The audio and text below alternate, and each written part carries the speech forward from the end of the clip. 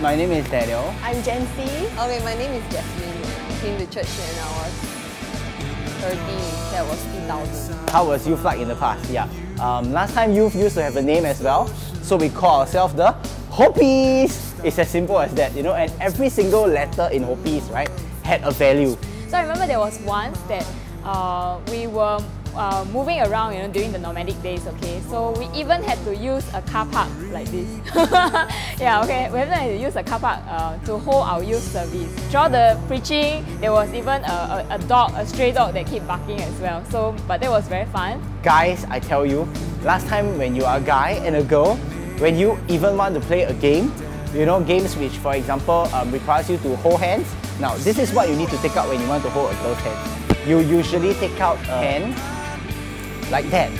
So you use this and you put it beside, and the girl will then hold the pen like that.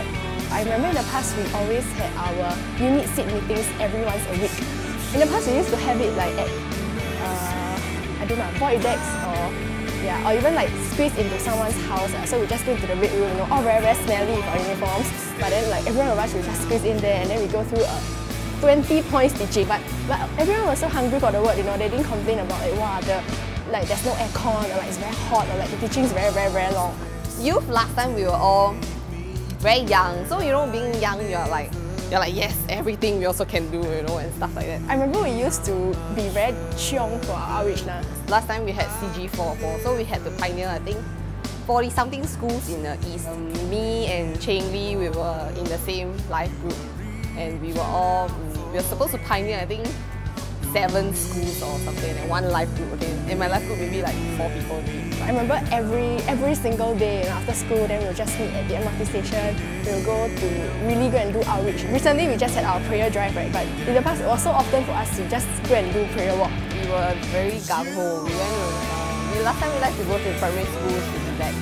So, you know, Niam Primary School, people will go to Niam Secondary School. I really appreciate the youth ministry. Believe it or not, last time when I talked to 5 people or more, I would stammer. Yeah, but because I was in youth, I was given a chance to teach in a public setting. I was given a chance to lead. That really helped me to be a bit more courageous. That helped me to learn a bit more public speaking, which really helped me in my life when I went to SMU. I came from a single parent family. So when I came into the youth group, I felt that this group of people were so different. They were also very concerned for my school. I wasn't a very bright student back then, so I need a lot of pushing to say, okay, please study for exams. So, and they really did that for me. When I was in JC back then, we still didn't have the JC district kind of thing. So we were all in our separate high school districts. We tried our best. It was hard going because we all were new and we were all in the school and stuff like that. I remember there was a very memorable moment that I had with myself and God. I was at City Hall and saw some of my university friends. So you know, because I stayed in youth reserve, and so I saw some of my university friends at City Hall and I asked them, hey, so where are you going? And they say, oh, they're going for some theatre production, they're working for some theatre production kind of thing. And then they asked me, oh, where are you going? And I said, oh, I'm going back to Tampines. Then I remember I went down to the train platform, right? And then it was like, I was like, what the heck?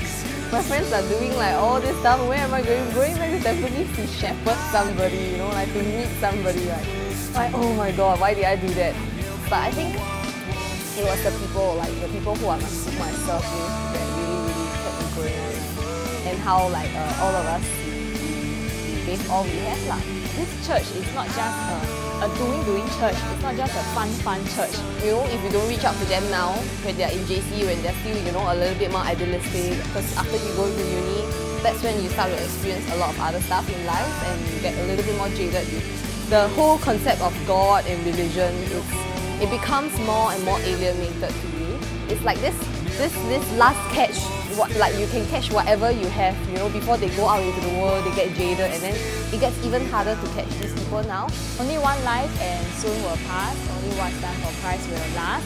I always remember one sentence that she said, you win the youth of today, you will build the nation tomorrow. Yeah, and that's a dream. Yeah, that's a vision that I never forgot.